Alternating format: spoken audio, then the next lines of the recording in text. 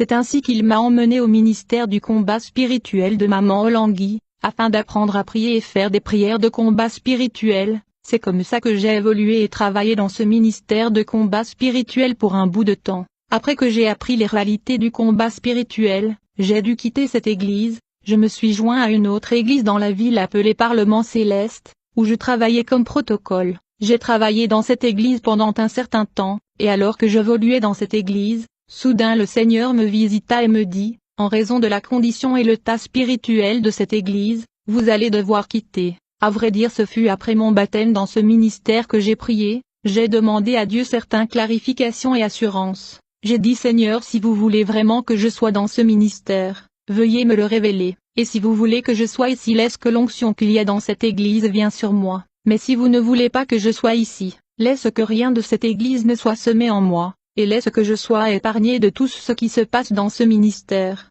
C'est alors que le Seigneur m'a parlé. Révélation sur les faux prophètes. Le Seigneur Jésus n'a pas tardé, et il m'a révélé beaucoup de choses cachées sur cette église qui était mon église. En plus, il m'a révélé beaucoup de choses concernant des églises et les grands ministères dans le pays. Alors le Seigneur m'a parlé clairement avec une voix audible me disant ceci, ma fille Noëlla, ceci n'était pas votre église, et vous devez la quitter. Jésus me dit, j'ai permis que vous soyez ici pour connaître les réalités des choses qui se passent ici dans cette église et dans beaucoup d'autres églises dans le pays. Vous devez donc partir d'ici.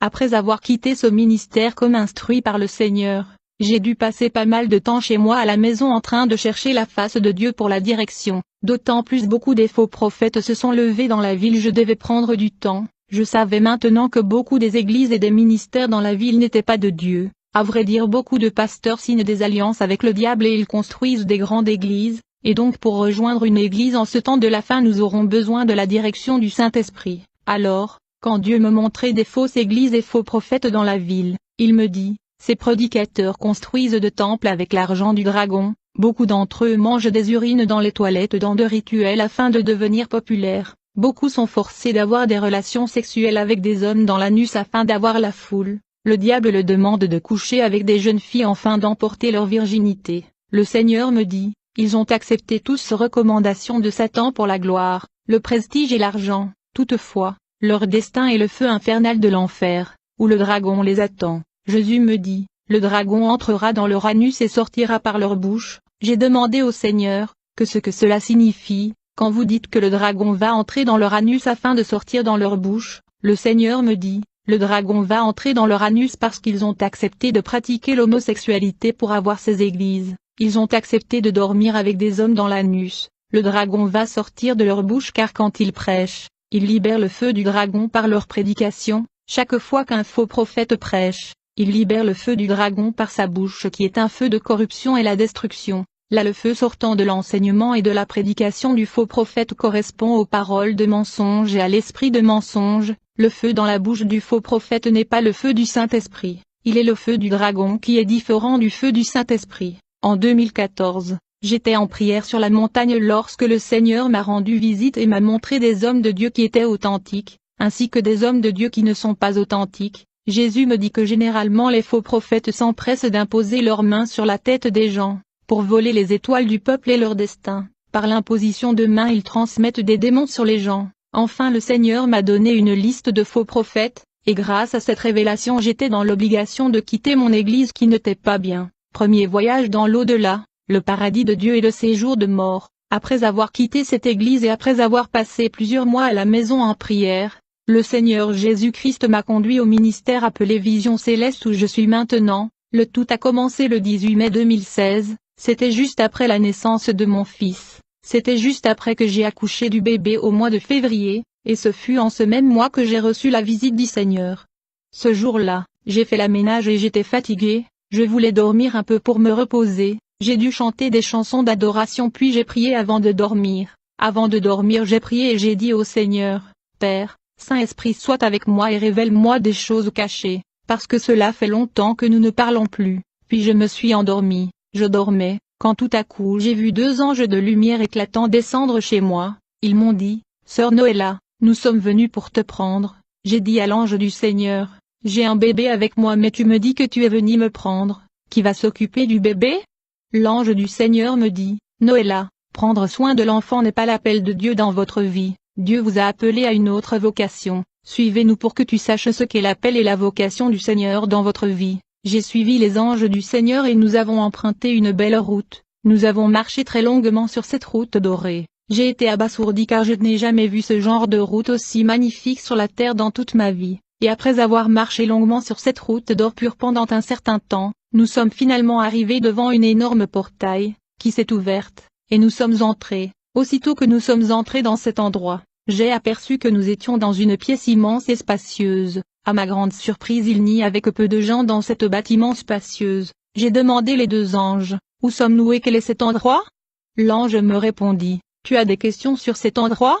Cet endroit est le paradis de Dieu que vous avez entendu et lu dans les Écritures. Le paradis de Dieu est réel, m'a dit l'ange du Seigneur. L'ange me dit, regarde attentivement et vois. Alors j'ai commencé à regarder attentivement et à observer la beauté de ce bâtiment et les saints du ciel qui y étaient. Quand j'ai regardé attentivement, c'est alors que j'ai vu comme 10 hommes et 5 femmes. J'ai dit aux anges, je vois des hommes et des femmes. L'ange me dit, Sœur Noëlla, regardez encore attentivement. Alors que j'ai regardé attentivement comme instruit par les anges, c'est alors que j'ai vu le chantre chrétien le frère Alain Moloto. Il était habillé de blanc éclatant et il brillait de lumière. Quand je l'ai vu, j'ai couru pour le serrer dans mes bras, mais je me suis rendu compte que je ne pouvais pas me rendre où il était. L'ange du Seigneur me dit, pour que vous puissiez vous rendre où il est et lui parler, nous aurons besoin d'obtenir le code, et à moins que nous obtenons le mot de passe vous ne pourrez pas lui parler. J'étais déçu quand l'ange du Seigneur a parlé de la sorte, parce que je voulais vraiment parler au chantre de l'Éternel. J'ai dit à l'ange du Seigneur,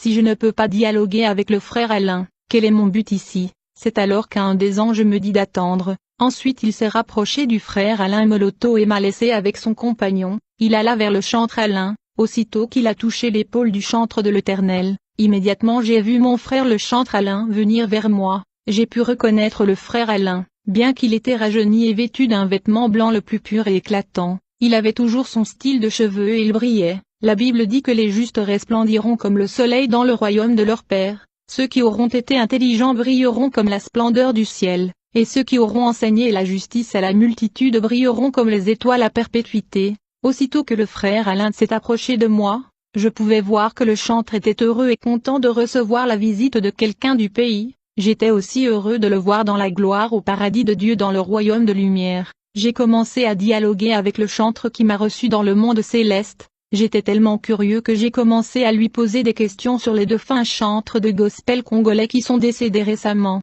Je lui ai dit, frère Alain, tu es ici au paradis, mais comment se fait-il que tu sois seul? Où sont d'autres chantres et musiciens chrétiens du Congo qui sont morts il y a pas longtemps? En fait, je lui ai demandé où est le chantre Charles Mombaya que j'aimais beaucoup. Il m'a répondu, ma sœur, depuis que je suis arrivé dans ce monde céleste de lumière je ne l'ai pas vu, il n'est pas ici dans le paradis de Dieu. Quand je lui ai demandé à propos d'autres chantres du gospel congolais qui sont morts il y a pas longtemps, le bien-aimé Alain m'a dit quelque chose de pénible. Il me dit, ma sœur, depuis que je suis arrivé dans le royaume des cieux je n'ai pas vu de chantres de gospel congolais qui sont morts avant moi et récemment, je suis seul ici. Je lui ai dit, mais comment se fait-il que tu sois seul? Il me répondu, ils ne sont pas ici et je les ai pas vus depuis que je suis là. Le chantre me dit, j'ai pitié de ceux qui sont restés au pays. Vous devez être saints pour entrer dans le royaume des cieux, car beaucoup de ces chantres ne marchaient pas dans la sainteté, beaucoup de ce chanteur et beaucoup des enfants de Dieu ne marchent pas dans la voie du Seigneur, ils ne marchent pas dans la purification, la sanctification et l'obéissance. Le chantre de l'Éternel me dit, ma sœur, j'ai pitié des chantres de gospel congolais, en effet ils ne vivent pas dans la renonciation, et je suis particulièrement préoccupé, inquiet et soucieux à propos de mon fils dans la foi, le frère Atom Sambuma. Dès qu'il se mit à parler du frère Atoms, j'ai remarqué que le frère Alain était inquiet. Je lui ai demandé, pourquoi es-tu inquiet? Il me dit, je suis préoccupé à cause de mon fils dans la foi, le frère Atoms. Le frère Alain me dit, mon fils dans la foi Atoms a déjà reçu plusieurs messages d'avertissement du Seigneur mais il n'écoute pas. Dites au frère Atoms que le sceau qu'il reçoit n'est pas de Dieu. Il devrait rejeter la marque et le sceau que les compagnies lui proposent, sinon il ne vient pas dans ce royaume de lumière. S'il veut venir où je suis, il doit suivre le principe établi par Dieu. Dis aux chantres congolais d'abandonner le prestige s'ils veulent venir dans ce royaume doré. Dites-leur que le travail de Dieu ne peut pas être rémunéré et payé sur la terre par les hommes, car nos récompenses et notre rémunération seront véritablement au paradis. Le fait que vous me voyiez au paradis est la rémunération et récompense de la vie de sacrifice et de sainteté que j'ai menée sur la terre. J'ai failli presque tomber dans ce piège de jouer de concert pour des compagnies, mais quand j'ai réalisé que ce n'était pas la voie du Seigneur, je l'ai rejeté et je me suis repenti, parce que j'ai réalisé que c'était un piège de l'ennemi. C'est pour cette raison que vous me voyez dans ce royaume de lumière. Je vous demande de dire aux chantres d'abandonner des concerts de prestige et de marque, que des différentes compagnies organisent avec des chanteurs chrétiens, sinon elles n'entreront pas dans ce royaume. Puis les deux anges m'ont pris et m'ont transporté vers un autre endroit, où j'ai vu une foule immense comme le sable de la mer. Ils étaient vraiment nombreux, mais j'ai remarqué que ces gens étaient agités et inquiets. J'ai demandé à l'ange pourquoi cette foule de gens semble tous agités et mal à l'aise. L'ange me dit, ces gens sont agités parce qu'ils sont dans le séjour des morts. Il n'y a pas de repos ni de paix au séjour de mort. En fait, la première partie du séjour de mort que j'ai vu était la porte du ciel où j'ai vu les gens qui étaient morts en Christ. Ils faisaient la queue devant la porte du ciel, devant les anges et le livre de vie de l'agneau. Ceux qui avaient marché dans la sainteté et la renonciation et renoncement, et qui avaient leur nom écrit dans le livre de vie avaient accès au royaume éternel de gloire. Heureux les morts qui meurent dans le Seigneur, car leurs œuvres les suivent. Par contre, les chrétiens dont le nom avait été effacé du livre de vie, à cause des péchés non confessés, furent jetés dans les ténèbres extérieures, où j'ai vu le chantre congolais le frère Guilain. Il n'était pas en paix, il était agité. Je lui ai approché pour dialoguer avec lui, et je lui dis, frère Guilain, ta mort était si inattendue que nous avons tous été choqués, mais tes chansons continuent de fortifier encore le peuple des dieux, mais que fais-tu ici au séjour de mort?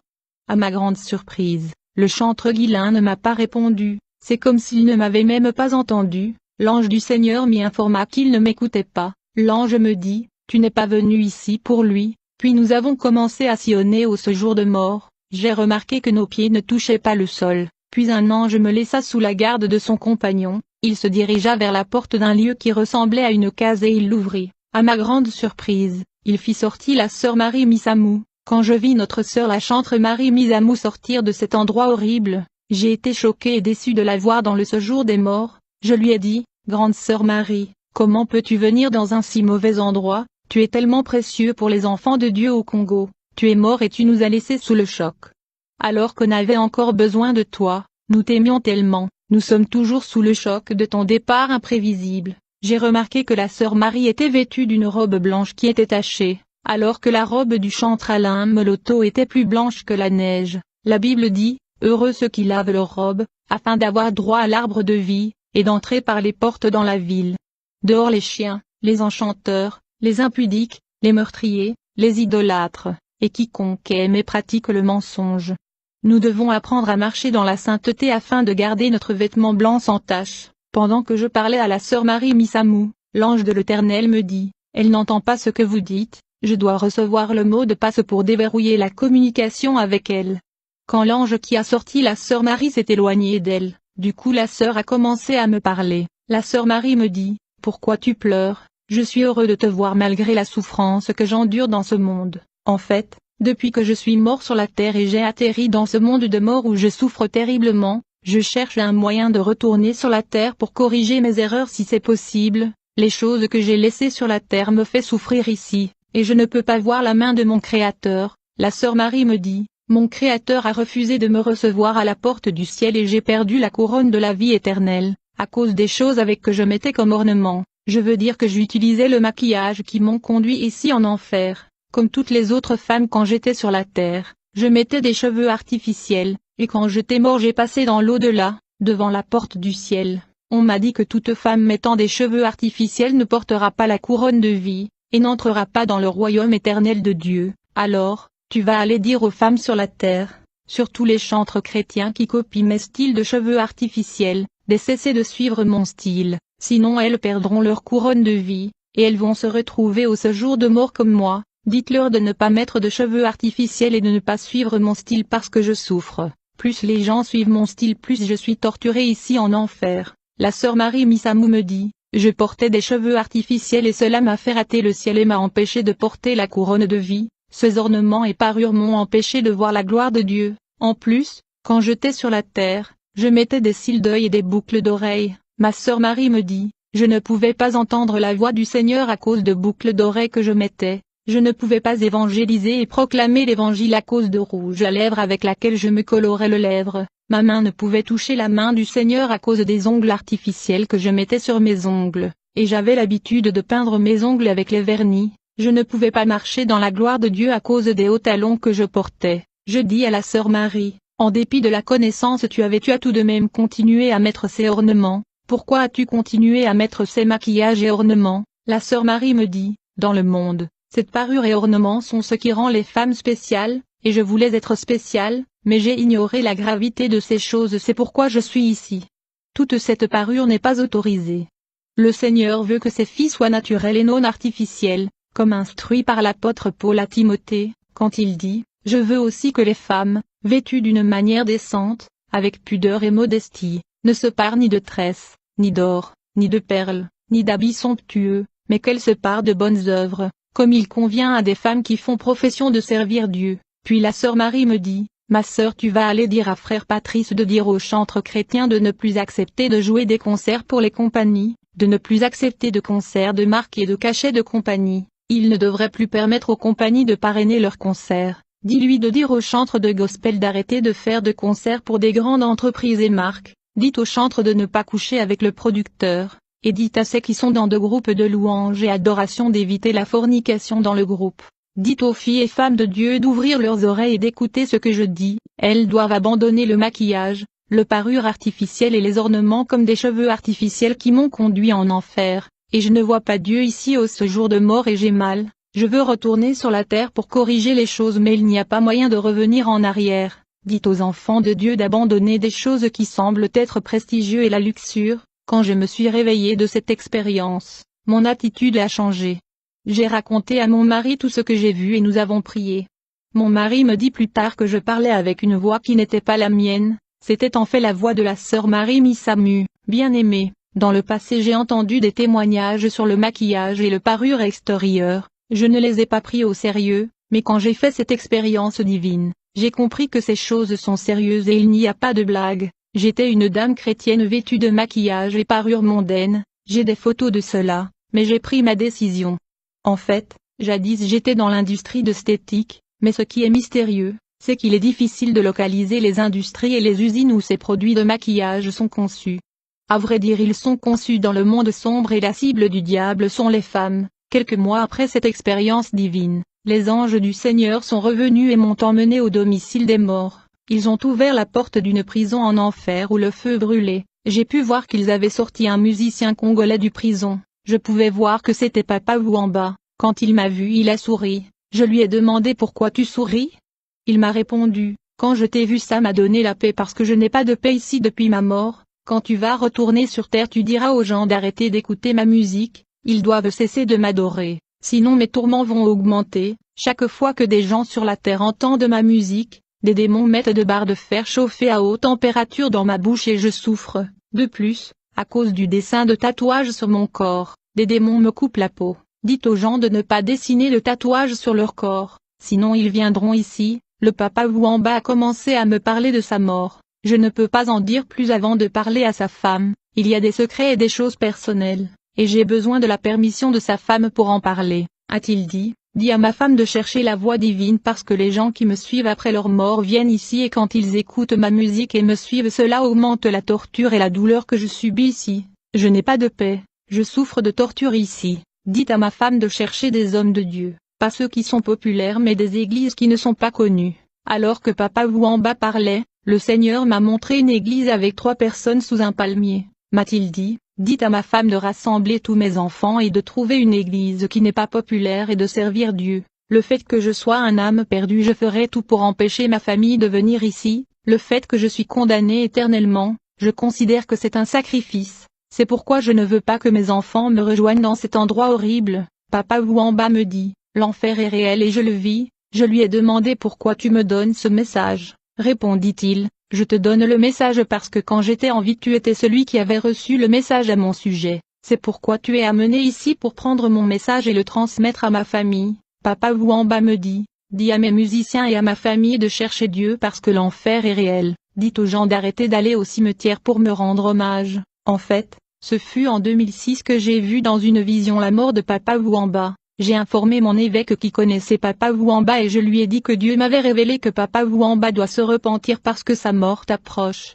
Mon évêque avait la responsabilité de lui dire de se repentir parce qu'il le connaissait personnellement et que sa mort était imminente. Plus tard j'ai demandé au père s'il lui avait parlé. Il a dit je suis allé le voir mais il recevait des gens qui lui rendaient visite et il ne pouvait pas me recevoir. Papa Wamba lui a dit de ne pas s'inquiéter car ils sont amis, ils prendront le temps de parler. Plus tard c'était le dimanche 12 août 2018 pendant le service religieux, 2 anges m'ont apparu et m'ont emmené dans le monde des esprits. Quand je suis sorti du corps, l'ange m'a demandé quel jour on est aujourd'hui. J'ai dit aujourd'hui nous sommes le dimanche, tout le monde va à l'église, toutes les églises sont pleines. Les anges ont dit, oui il y a beaucoup d'églises mais les églises divines sont peu nombreuses, beaucoup de ces églises sont du diable. L'ange m'a montré une salle qui était remplie des enfants de Dieu authentiques. Le pasteur dans cette salle prêchait contre le péché, il prêchait la repentance et le renoncement afin de purifier et de préparer le peuple divin. Le message concernait uniquement le problème du péché et de la sanctification. Puis l'ange me montra un autre rassemblement des enfants de Dieu. C'était comme un stade rempli de gens mais l'endroit était en feu. Les gens étaient comme dans une flamme de feu qui brûlait dans une température extrême. L'obscurité était incroyable. Il n'y avait pas de lumière sauf l'obscurité, et la flamme infernale était la seule source de la lumière. L'ange du Seigneur me dit, ces gens en feu sont ceux qui fréquentent les églises de faux prophètes. Ces faux prophètes sont des hommes de Dieu que vous appelez grands hommes de Dieu. Ces faux prophètes sont attirés et séduits par la richesse, le luxe et le bien de ce monde, et donc ils n'enseignaient pas la doctrine de la sanctification.